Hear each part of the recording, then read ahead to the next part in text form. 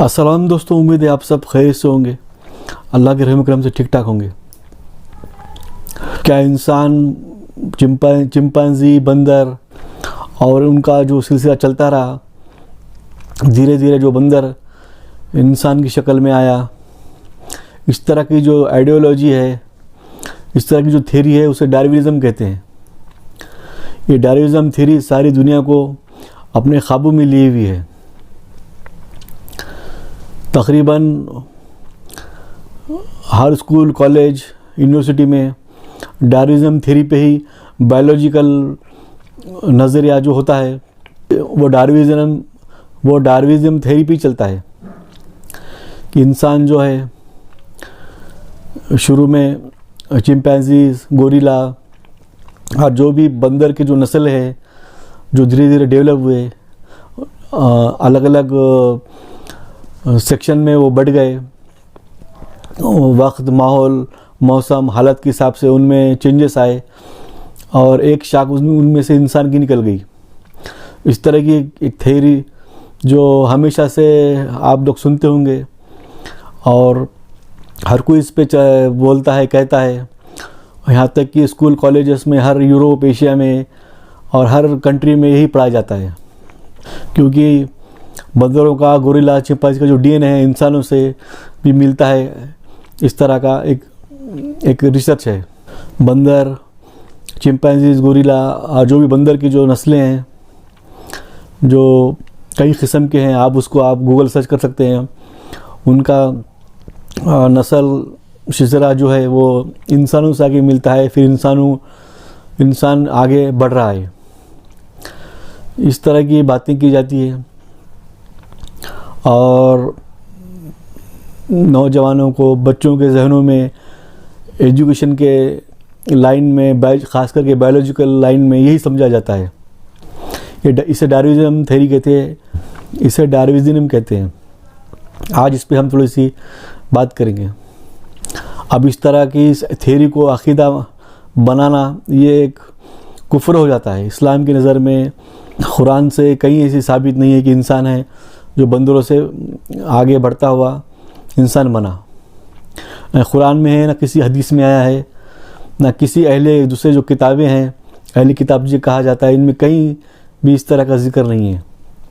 आदम अलैहिस्सलाम को अल्लाह ने इंसानी शक्ल में बनाया और उनसे जो औलादें हुई और जो नस्ल चली, वो जो भी ये प्रोसेस आया है वो कुरान मजीद में साफ साफ लिखा है।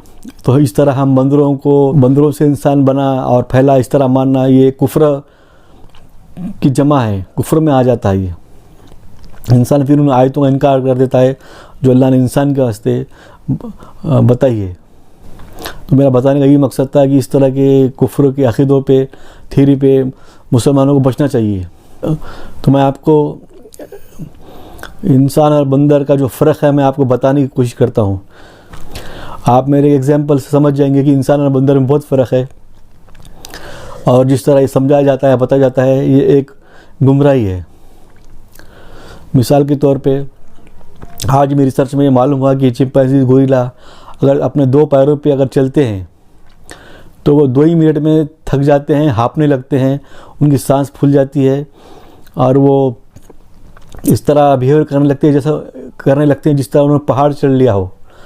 कोई पहाड़ पे चढ़ने के बाद इंसान जिस तरह दम फूल जाता है इंसान का, उसी तरह अगर गोरिल्ला, चिंपैंजीज अगर अपने 2 पैरों पे अगर चले कुछ मिनट के वास्ते तो इस तरह थक जाते हैं।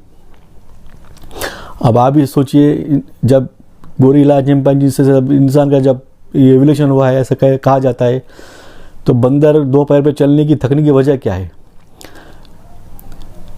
अब पहली ये बात। दूसरी बात, अगर इंसान को ये कहा जाए कि इंसान अपने 2 पैर और 2 हाथों से ज़मीन की ओर दौड़े, आप समझ रहे हैं मैं क्या कर रहा हूँ? अगर इंसान को ये कहा जाए कि आप ज़मीन की ओर अपने 2 पैर 2 हाथों से दौड़े, जैसा घोड़ा दौड़ता है, जैसा बिल्ली दौड़ती है या जैसा बंदर दौड़ता है, ऐसा दौड़ने का इंसान 2 मिनट में ही हाँफने फूलने लग जाता है, थक जाता है, जैसा कि उसने कुछ कुदरत के ख़िलाफ़ काम कर लिया हो। इंसान ऐसा महसूस इंसान को होता है कि उसने कोई बड़ा पहाड़ चढ़ लिया हो, सिर्फ 2 ही मिनट में। तो ये दोनों में कितना कॉन्ट्रडिक्शन है ये, यानी दोनों चीज़ें खुदरत के ख़िलाफ़ हो रही है। तो फिर हम कैसा मान ले कि इंसान जो है बंदर की नस्ल से आगे बढ़ा है बोल के, हम इस बात को कैसा मान ले, जब बंदर ना 2 कदम चल सकता है इंसानों की तरह, ना इंसान बंदरों की जैसा 4 भाग सकता है अपने हाथों पैरों से। तो ये इस तरह का है कि मैं जो लॉजिकल एक बात बताया आपको, तो आप इसको मेरी बात समझ गए होंगे। तो ये कुफ्र है इस तरह की थ्योरी को मानना। हमें अल्लाह ने दुनिया में आदम अलैहिस्सलाम को दुनिया में भेजा, आदम अलैहिस्सलाम से जो औलादी हुई, जो नस्ल बढ़ी, वो इंसानी नस्ल है। बंदर के अलग स्पीशीज़ हो सकते हैं कि बंदर का स्पीशीज़ अलग है और वो उस तरह से वो उनके स्पीशीज़ में एवोल्यूशन हुआ और वो बढ़ता गया। हर एक जानवर का, हर एक परिंदों का अपना अपना एक स्पीशीज़ हुआ होगा जिससे वो अपने पनपते गए और एवोल्यूशन होता गया। मैं एवोल्यूशन को इनकार नहीं कर रहा हूँ, लेकिन हर स्पीशीज़ का अपना एक सेपरेट आज़ाद एवोल्यूशन हुआ होगा। तो इस तरह दुनिया में इस तरह ये जानवर परिंदे फैले हों, इस तरह हम समझ सकते हैं। हम सिर्फ बंदर को चौपाई यानी 4 पैरों वाला जानवर ही मान कर चलना चाहिए हमें। उसे इंसान के इसमें मिलाना ये कुफ्र की बात है। रही बंदरों की डीएनए की बात, जो इंसान से मिलता है, तो आपको ये मालूम होगा और आपको ये ताज्जुब भी होगा कि इंसान का डीएनए बिल्ली से भी मिलता है, इंसान का डीएनए गाय से भी मिलता है, अबव 90% के ऊपर जाता है। बिल्ली का और गाय का 85% के ऊपर डीएनए मैच होता है। मौज जो रहता है, जो खाते हैं मौज फ्रूट है, उसमें जो डीएनए होता है वो इंसान से अबव 80% मैच करता है। तो क्या हम बिल्ली के नस्ल से आगे बढ़े हैं? क्या हम मौज जो फ्रूट है उससे बड़े हैं? क्या हम गाय की नस्ल से आगे बढ़े हैं? तो ये साइंटिफिक बातें, साइंटिफिक हर चीज़ को डिटेक्ट करती है, वो एक जैसा बताती है, लेकिन वो एक जैसा होता नहीं है। नेचर में हमें हर चीज़ एक जैसी दिखती है, लेकिन वो एक जैसी होती नहीं है। हर एक अपनी अपनी आज़ादी है, हर एक का अपना अपना वजूद है, हर एक का अपना क्रिएशन है। जो अल्लाह मालिक खालिक क्रिएटर ने जो जिस तरह हमें बनाया है, उसका हर एक अलग अलग क्रिएचर है। हम उसको एक ही उसमें नहीं माप सकते, नहीं दे सकते।